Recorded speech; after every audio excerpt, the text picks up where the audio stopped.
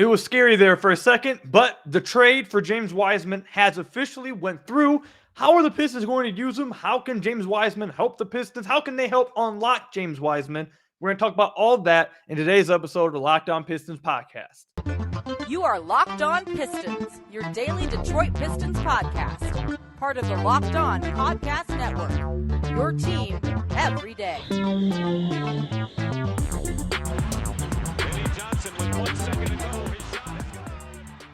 What's the deal? Welcome back to another episode of the Locked On Pistons podcast. Per usual, I'm your host, Kuka Hill. You can find me over on Twitter at Kuka Hill. I want to thank you guys for making Locked On Pistons your first listen of every single day. We are free and available on all your podcast platforms. And if you haven't already, head to the YouTube channel at Locked On Pistons, hit that subscribe button, or leave us a 5-star review on whatever podcast platform you're listening to this on. That's another great way to support the podcast. And today's episode is brought to you by LinkedIn. LinkedIn Jobs helps you find the qualified candidates you want to talk to faster and easier. Post your job for free at linkedin.com/lockedonnba. Just real quick, I'm recording this right after the Super Bowl loss from the Eagles. I hope, I'm sorry I told you guys to take the money line over at FanDuel for the Eagles. I felt confident with it. That holding call was a little weak. I'm sorry if I lost you guys money, man. I'm sorry. But it was a great game before then. I hope you guys enjoyed the Super Bowl, though. Both quarterbacks absolutely put on a display. It was a lot of fun. But let's get into the Pistons news, man. So the Pistons, obviously, the last podcast, we recorded it on the trade deadline, the day of the trade deadline, and it was about an hour before the deadline came, and the Pistons made a move for James Wiseman. They traded Saddiq Bey, ended up being a 4-team deal. Gary Payton II ended up going to Golden State. James Wiseman came to the Pistons. Saddiq Bey went to the Hawks, and Kevin Knox went to the Trailblazers. It was a 4-team trade what it ended up being. And we recorded that podcast. We were excited about the news. The Pistons finally made a move. There's something new to look forward to this team, yada, yada, yada. We were talking about it. I get done recording. I post it. About a day goes by, and now they're saying the trade may not go through because Gary Payton II failed his physical with the Golden State Warriors. So for the past 2 days, all of us have been just sitting in limbo, wondering, is this trade actually going to go through? Is James Wiseman actually coming to the Pistons? And finally today at around 9 o'clock, Woj tweeted out that the trade did indeed go through. The Warriors waived the physical and accepted the deal for Gary Payton II. It was a whole ordeal with that, man. You guys can go read up on it. I'm not going to dive too much into it, but the Trailblazers, if what's been saying is true, the Trailblazers are on some dirt. And I'm assuming it's going to be hard for them to do a lot of business with people, if you know what I'm saying. If this is true, they might have been in a lot of dirt. So anyways, the trade has finally went through. I didn't even know if I was going to be able to record and talk about James Wiseman because it looked like the trade may have not been going through for a good second there. But James Wiseman, yes, he is officially a Detroit Piston. And over the weekend as well, Marcus Spears reported that the Pistons are going to be starting James Wiseman when he gets here. So if James Wiseman will be starting when he joins the Pistons, how does that make sense? How is that going to work? Who is he starting over? What's happening here? So if the Pistons do indeed start James Wiseman, they will be starting him next to Jalen Duren. It'll be Jalen Duren and James Wiseman up front. And I'm not going to lie, after watching a little bit of James Wiseman, all of it's not great. He has a lot of mistakes. He's very raw. But Troy Weaver talked about this in his press conference a ton. At the top of the East, you have just big lineups all over the place. The Bucks, the Cavs, you have big lineups at the top of the East. And the Pistons just got done playing the Cavs, and the Cavs looked like they were playing with their kids. That's how tiny the Pistons looked compared to the Cavs. And we already know that Troy Weaver's been talking nonstop about how he's over the last 2 years how he wants to have a big lineup. He wants to have a 2 big man lineup. Well, Wiseman is extremely athletic. He's extremely long. He's tall. He's 7 feet tall with about a 7'6", 7'7" wingspan. I'll tell you this. If you watch some film on James Wiseman, you'll come away with some positives. You'll come away with some negatives. But there's one thing for sure. He is an absolute physical specimen for his size. His athleticism, his hip mobility, the way he moves, the way he runs in transition, the way he glides in transition. He's an absolute physical specimen. He's an athletic freak at his size. So that's for sure. And I think if the Pistons do run Jalen Duren and not Troy Weaver, if they run Jalen Duren and James Wiseman together, there is some potential there. There's some potential there. Now, James Wiseman is going to have to prove that he can shoot from deep. And Dwayne Casey said he spoke with Steve Kerr over the weekend, and Steve Kerr said he would hit threes in practice. Some Golden State fans that I've seen, they say his form looks good. He's hit some threes over there, and when he's played more minutes, that his shot has looked more reliable. A lot of people I'm seeing, Steve Kerr, some scouts, I went back and read some of his scouting reports, they compare him to Chris Bosh, and we know that Chris Bosh is a really good shooter. So obviously they're both also left-handed. But the point is that Dwayne Casey and Troy Weaver both went out of their way to say they believe this is something they can unlock. They can unlock a three-point shot with James Wiseman. And if they're going to play him and Jalen Duren together, that's something he's absolutely going to have to do. That's for sure, 100%. But where are some areas that James Wiseman, we'll get into some other stuff with James Wiseman later, but what can Wiseman help the Pistons with immediately? Well, the thought, I'm going to assume the thought is that he'll help this team on the glass. Now, James Wiseman himself has not had amazing rebounding numbers so far into his career. Now, again, he's only played 60 games in his career. He basically has no sample size. Like, it's tough to really go off of anything in his career because he's played. You remember how we used to talk about Killian Hayes last year that, he's barely even played. He doesn't have enough sample size. Like, it's even worse than that. He's been in the league 3 years. He hasn't even played a season's worth of games yet. So his sample size is very, very small.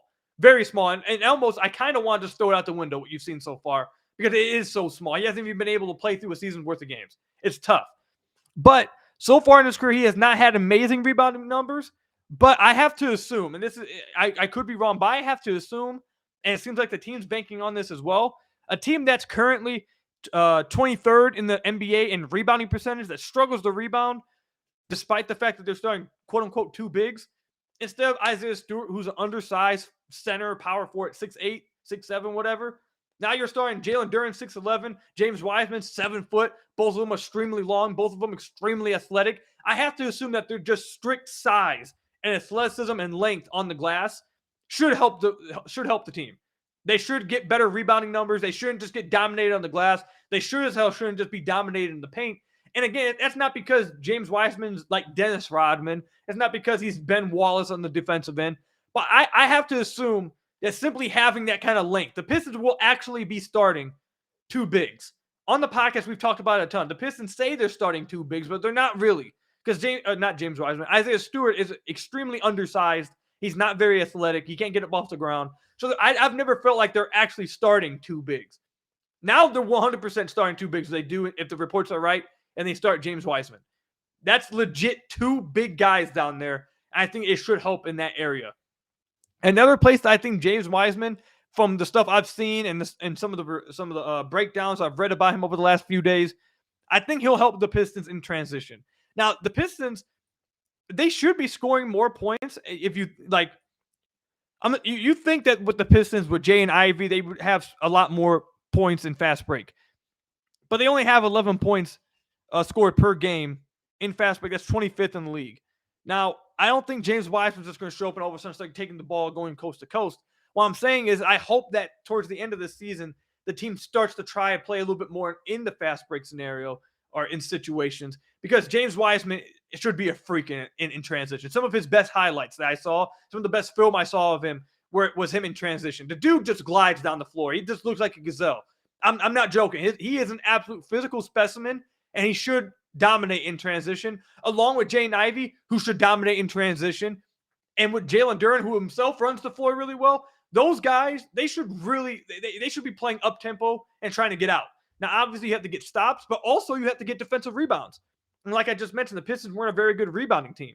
So with this size, you hope that they can get some defensive rebounds because of their size, and that then causes, obviously, stops, but then allows you to then get out in transition, play a little bit faster, and use the athleticism of Jay and Ivey, use the athleticism of James Wiseman, use the athleticism of Jalen Duren, and be able to feast on teams in the fast break. And to wrap this, wrap this segment up, I want to say this, I've seen a lot of people say this, and I don't really get it. People have been saying, why did you get James Wiseman? This is going to mess with Jalen Duren. No, it's not. They're going to start together. Jalen Duren's still going to play just as many minutes. James Wiseman's not cutting into Jalen Duren's minutes. He's not taking his touches. Like, I don't get that. He's not hurting Jalen Duren. If anything, if James Wiseman is what Troy Weaver believes he is, or believes they can unlock, it will help Jalen Duren. They will help each other if he is what Troy Weaver believes he will be. In no way should this hurt Jalen Duren. Jalen Duren should still get his minutes.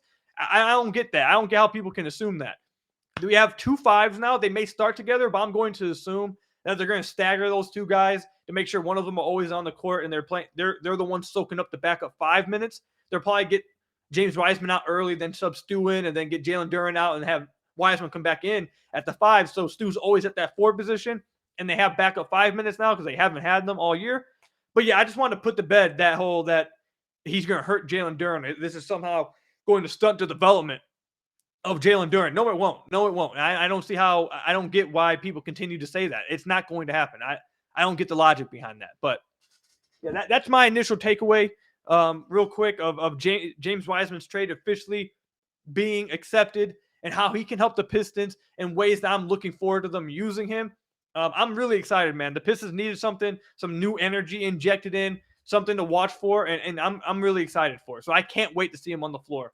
Let me know what you guys think about the trade now that it's finally official and there's no more limbo about it. Are you guys excited to see James Wiseman? Are you excited to see them start together? What are some of the things you're looking forward to seeing from him if they're going to start him next to Jalen Duren? All that stuff. Let me know in the comment section down below or over on Twitter at Cougar Hill. When we come back, we'll talk a little bit more about James Wiseman, but I also want to talk about the Pistons' 2 rookies in Jalen Duren and Jaden Ivey, who are really putting on some really good play and putting it on some good stuff on tape lately. We're going to talk about them when we come back. But first, I got to tell you guys about one of our sponsors, LinkedIn. As a small business owner or hiring manager, you know that success in 2023 all depends on the team members you surround yourself with. That's why you have to check out LinkedIn Jobs. With LinkedIn Jobs, you can hire qualified candidates more efficiently by matching open roles with people who have the skills, values, and experiences to help you achieve your goals. LinkedIn Jobs helps you quickly attract qualified candidates to your open jobs with targeting tools. They go beyond resume data by using insights from your job post, company, and their 875 million member profiles to put your post and from the most qualified candidates available. Identify the most qualified candidates on LinkedIn Jobs and connect with them for fast and for free. LinkedIn Jobs makes it easy to screen and rate applicants based on your job qualifications all on one platform. And what's a better way to start the new year of 2023 by finding the perfect candidate for your small business? It's why small businesses rate LinkedIn Jobs #1 in delivering quality hires versus leading competitors. LinkedIn Jobs helps you find the qualified candidates you want to talk to faster and easier. Post your job for free at linkedin.com/lockedonnba. That's linkedin.com/lockedonnba to post your job for free. Terms and conditions apply. So I want to thank you guys again for making Locked On Pistons your first listen of every single day. We are free and available on all your podcast platforms. If you haven't already, head to the YouTube channel at Locked On Pistons, hit that subscribe button, or leave us a 5-star review on whatever podcast platform you are listening to this on. That's another great way to support the podcast. All right, so the Pistons only play one more game before the All-Star break. They play the Boston Celtics on Wednesday, then they don't play again to the 23rd. They get a good 8 days rest, and that may help some players. We'll talk about that in the final segment. But that has me wondering, are they going to play James Wiseman in this final game before the break against the Celtics, or are they just going to hold him out against the Celtics and have him just debut after the All-Star break? Me personally, Troy Weaver, and I'll link the article down below. Actually, you guys can, there's all kinds of different places that you can find Troy Weaver's quotes, the Free Press, the Detroit News. I'll link one of them in the comments, or not the comments, but in the info down below. But Troy Weaver talked a ton about wanting to get James Wiseman out there, get him reps. He needs to play.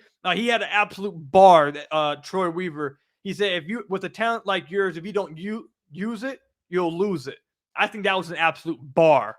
And with how he said that and everything else he said, it leads me to believe that they would want to give him just any kind of reps possible. So I don't think they're going to hold him out till after the All-Star break. I think they'll get him out there against Boston just so he can play.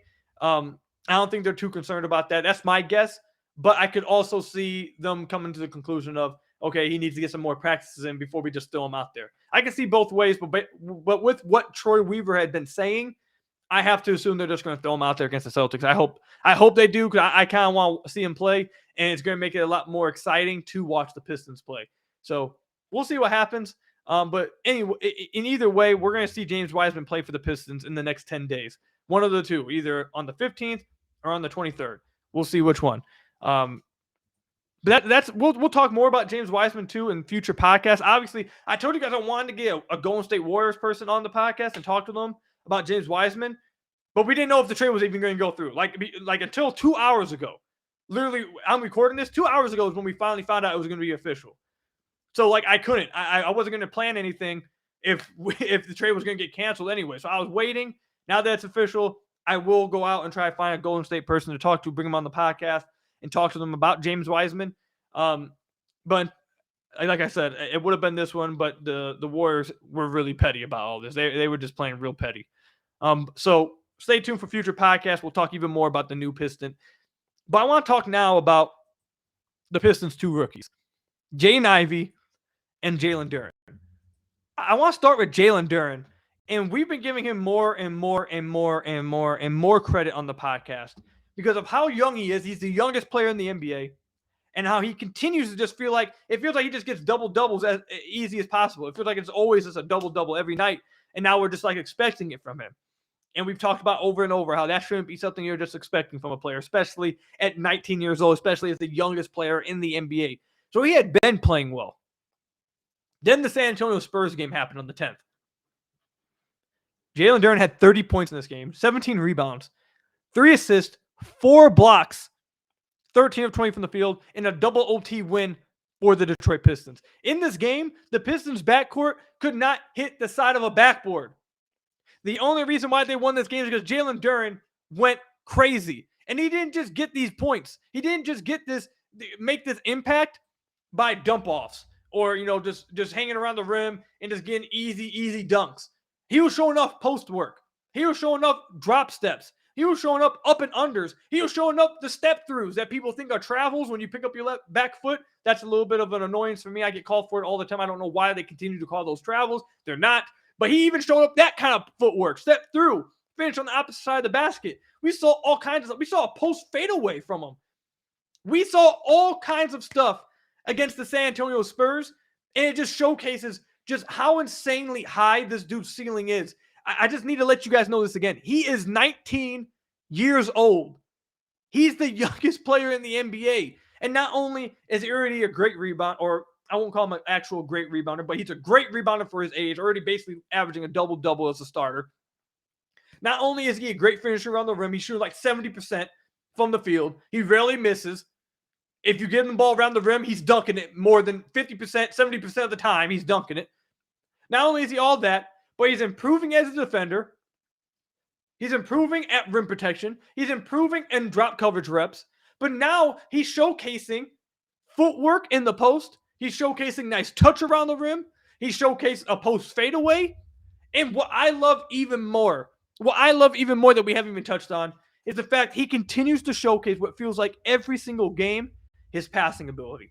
He had a pass against the San Antonio Spurs to Hamidou Diallo along the baseline. That was just it probably was his best pass of the whole season. He got the ball in the short roll, which we talk about all the time. His passing decision, his decisiveness in the short roll is way beyond his years. You shouldn't see 19-year-olds already good at that. But he gets the ball in the short roll. Someone tags him. And you have, I believe it was Killian Hayes in the corner, and then Hamidou Diallo basically in the dunker spot. Jalen Duren catches the ball, doesn't wait forever. He's very decisive of what he wants to do. He doesn't do a no-look pass or anything, but he does something that's just as spectacular. He takes the ball, pump fakes high, hits the defender's hands up, and then while it's high, throws a bounce pass while it's high, get the defender's hands up and can squeeze that pass to Hamidou Diallo down at the dunker spot. Hamidou Diallo gets a dunk. I'm telling you, I know my description may have made it sound boring, but I'm telling you guys right now, that pass was probably his best pass of the year. And it's one of those plays that if your center can make those plays, if your big man can make those passes, you're in a really, really great spot. So Jalen Duren, man, look, that dude's spectacular. He's going to be so damn good. He's only 19. In like 6 years, he's going to be 25. What do people say is like usually players' primes? 26, 27? We're close to 8 years away from what this dude's actual prime will be. And we're already seeing this. I can only imagine what his prime will be like. The Pistons got themselves a keeper. Jalen Duren continues to showcase stuff every single game. And of the day of the Super Bowl when I'm recording this, he did twist his ankle in this game against the Toronto Raptors. He did end up playing through it, but we don't know the severity of it. I don't know if he's going to be out next game or what. He ended up playing through it, but he was definitely not 100%. So I'll keep you guys updated with that. And then also, Jaden Ivey, who, look, he's had an up and down season at the beginning of the year, but he's really starting to come on strong over the past like month and a half, especially since they went and made him like basically the de facto point guard. Now, I know that they started Killian Hayes now the last 3 games, but even still, Jaden Ivey's had a lot of usage, and they've tried to get Jaden Ivey a lot of point guard reps still, and he's looked really good doing it, man. I can't believe it. Him playing point guard was one of the things he struggled with the most at the beginning of the year. Making decisions in between the 3-point line and the rim, one of the biggest things he struggled with at the beginning of the year. One of the worst things he literally, like his biggest weakness was that. And now he looks so much better. So much better. In the game against the Spurs, he shot 3 of 15 from the field. But even with that, I thought he played a really good game because he had 8 assists to just 3 turnovers. I thought he found guys consistently. I thought he was looking for his big man rolling. I thought he made consistent good decisions, really nice passes, cross-court passes, kickouts everywhere. I thought he was making great decisions. He was even making good decisions against the Raptors too. I mean, ever since he became like the de facto point guard or whatever, over the last 9 games before this game against the Toronto Raptors, he's averaging 6 assists a game. He's made such a big progression so far into his rookie season that is great to see. And then in this game against the Raptors, he had 7 assists too. So look, even when he struggles shooting from the floor like he did against the Spurs, even when he's not having the most efficient game, like all that, the improvements that you're seeing from him in the in-between game, the improvements that you're seeing from him passing the basketball, playmaking-wise, looking for his teammates, all that stuff just is I can't tell you guys how great it is to see that, because that was I said it before the year, that's what's going to unlock his ceiling. I think he'll eventually be a good finisher. He's not a good finisher right now, but I think he eventually will be. He's been a really good catch and shooter. I think I buy the jump shot, at least from a catch and shoot standpoint. I was worried about whether he could be a playmaker, whether he could handle the ball and make plays for others. And over the last month and a half or so, he's been really good at that so far for his age, for where he was at the beginning of the year. If he's able to put all that together in his prime, he's going to be tough to deal with. The Pistons have Cade. Cade's a god. Cade's going to be MVP. But they also have Jaden Ivey. They also have Jalen Duren. And both those guys are looking like absolute steals for where they are taken, and look like they're going to be absolute huge parts of this team when they start winning. They're playing really good basketball over the last month or so. And however you feel about the rest of the Pistons young core, those 3 guys should make you feel good at least about the foundation. Those 3 guys are the foundation, and you should feel good about that because they're pretty damn good. So let me know what you guys think about what you've seen from Jalen Duren and Jaden Ivey recently over the last 10 games, month or so. Specifically, Jalen Duren. I'd love to hear what you guys thought about the Spurs game. Let me know that in the comment section down below or over on Twitter at Kuka Hill. When we come back, there's some players that probably can't wait for this All-Star break to come. We're going to talk about who they are and why they can't wait for this All-Star break to come when we come back. But first, I got to tell you guys about one of our sponsors, FanDuel Sportsbook. The midway point of the NBA season is here, and now is the perfect time to download FanDuel, America's #1 sportsbook, because new customers get a no-sweat first bet up to $1,000. That's bonus bets back if your first bet doesn't win. Just download the FanDuel Sportsbook app. It's safe, secure, and super easy to use. Then you can bet on everything from the money line to point scores, the three to drain. So right now, I think the next game from now on for the rest of the year, one of the props that I'd stay away from, I've seen a lot of you guys start saying you're taking the over on it. I'd stay away from it completely. Is Killian Hayes over 10 points. Stay away completely from it. Because either he's going under and he's scoring like 7, 8 points, or he's scoring 18. There's no in between. There's no in between with Killian. Either he's scoring 6 points or he's scoring 18, 20 points. There's no in between. Stay away from it. I would not mess with that. All the other ones, though, I'd start looking at the over on Jaden Ivey's assist. That's something I would like over the next, last quarter of the season, I guess. That's the kind of props that I'm looking at over at FanDuel. Plus, FanDuel even lets you combine your bets for a chance at a bigger payout with the same game parlay. So don't miss a chance to get your no-sweat first bet up to $1,000 in bonus bets when you go to FanDuel.com/lockedon. That's FanDuel.com/lockedon to learn more. Make every moment more with FanDuel, an official sports betting partner of the NBA. So I want to thank you guys again for making Locked On Pistons your first listen of every single day. We are free and available on all your podcast platforms. If you haven't already, head to the YouTube channel at Locked On Pistons, hit that subscribe button, or leave us a 5-star review on whatever podcast platform you're listening to this on. That's another great way to support the podcast. So with the All-Star break coming up this week and the Pistons only having one more game to play until the 23rd where they come back from the All-Star break, there's a certain player who can't wait for the All-Star break to come and hopefully reset, and that is Killian Hayes. Now, look, you guys know that I've been a big Killian Hayes supporter for the whole season. I was a big Killian Hayes supporter before the season. His season so far has been a story of 3 different seasons.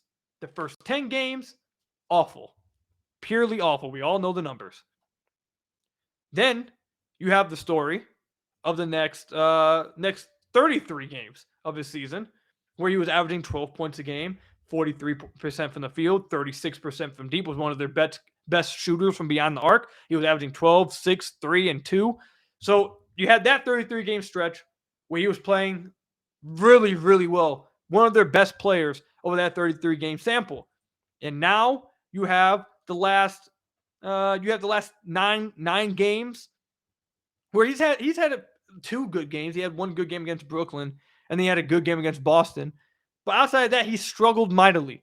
Over the last 9 games, going all the way back to the Paris game, he's shooting 29% from the field, 23% from deep, 8 points a game, 6 assists a game.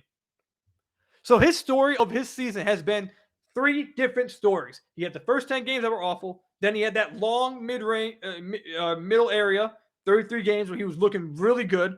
And now he's had the last 9 games where he's looked really bad. And then specifically over the last 2 games, it's probably 2 of his worst games of the year. Last game against the Spurs, he was 1 of 11 from the field. Then this game against the Toronto Raptors, 1 of 10 from the field. He only played 21 minutes against the Raptors. He's not playing well at all recently. And we've said before that consistency is Killian Hayes' biggest hurdle to jump over right now. But I'll tell you this much. Do I believe Killian Hayes has improved? Yes, that 33-game sample is too big of a sample size to act like he hasn't improved. Way too big of a sample size. And even over the last 9 games, like I said, he's had 2 games where it's like, okay, there he is. He's just missing shots right now. However, he's been too inconsistent. And do I believe, I think as of right now, based on what I'm trying to get to, I believe right now, does the front office believe he's improved? Yes. Do I believe the front office feels comfortable with him as their backup point guard next year? I think so. However, the final stretch of this season, the final 20-so games of the season for the Pistons are going to be absolutely major for Killian Hayes. Killian Hayes has to play well over the final, 24 games I believe they're going to have, 23 games? He has to play well over this final stretch of the games. He has to prove that he's closer to the 33-game sample rather than this last 9 games. Now, I know some of you guys may say, 9-game sample size to a 33-game sample size. I think you can feel confident one more than the other. Not really, because he started off the year really bad, then got into a mode, and now he's struggling again. I think what you've seen over the years is that he's been very up and down. Now, the ups started to become more consistent towards the middle of the year, but recently, the downs are becoming way more consistent again. So if he wants the front office to feel more or confident, if he wants the front office and coaching staff to feel more confident about him as the backup point guard heading into the offseason and think of him as part of the future with them, he needs to turn it around. He needs this all-star break to hurry up to get here, reset, relax, get your body healthy. I saw him icing his shin over the last few games. Get healthy, rest up, and come back for the final 23 games, I believe it is, and play really well. Because if he does not play well over the last 23 games, I don't think the front office is going to be very confident in him going into the offseason as their only backup point guard. Doesn't mean they'll get rid of him. Doesn't mean they won't give him a chance, but I don't think they'll feel as confident as they were maybe like 2 weeks ago. 2 weeks ago, I think everyone was really confident about him being their backup point guard. And Killian Hayes has said that he has higher goals than just a backup point guard. He wants to be more than that in this league. So if he wants to secure that backup point guard position and keep the hope alive for himself that he has more in his career than just a backup point guard, these 23 games are massive. He has to play better than he has the last 9 games. Been putrid the last 9 games. Dwayne Casey said after the game against the Raptors that he's pressing. He's forcing it too much because he's trying to get himself out of this funk. And that he needs to just relax and just play the game. When he comes back, he better relax. And he better just play his game. Or he could be finding himself in a position that I don't think any of us thought he was going to be in like 2 weeks ago, 3 weeks ago. If you asked anyone like 3 weeks ago, you'd say, yeah, he's in a pretty good spot. He's got a spot in this roster. He's looking really good. But last 9 games, ever since the Paris game, he's had 2 good games, but majority of the time he's played really awful. Shot really bad from the field. So he needs this final stretch. He needs to show that this 9 games was just him struggling to shoot, and he's not this player, and he's actually closer to the player that we saw for 33 games. Because if not, his future is going to look murky. And again, like I said, a month ago, 3 weeks ago, 2.5 weeks ago, I wouldn't. If someone told me Killian Hayes' future is murky right now, I would say, "How have you been watching him over the last 3 months? Have you been watching him? How is that possible?" But last 9 games, it's fair to question that. He has to play better. He's not playing well, and if he doesn't start playing well, he's going to be playing a risky game. He's going to be playing a risky game. So he needs to calm down. He needs to get back out there. He needs to play well going into the offseason.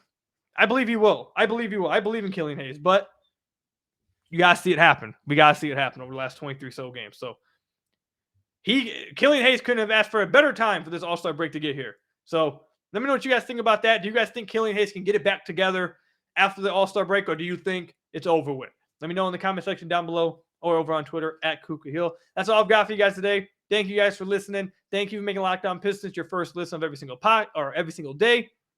We are free and available on all your podcast platforms. Hit that subscribe button at the YouTube channel. Leave us a 5-star review on whatever podcast platform you're listening to this on. And until next time, I hope you guys enjoyed your Super Bowl. I hope you guys, all your bets won, and whoever you're rooting for won, all that stuff. Hope you guys enjoyed it with some friends or whatever. And until next time, I'll see you guys later. Hopefully James Wiseman plays in the next game. And until then, go Pistons, stay safe, and peace out.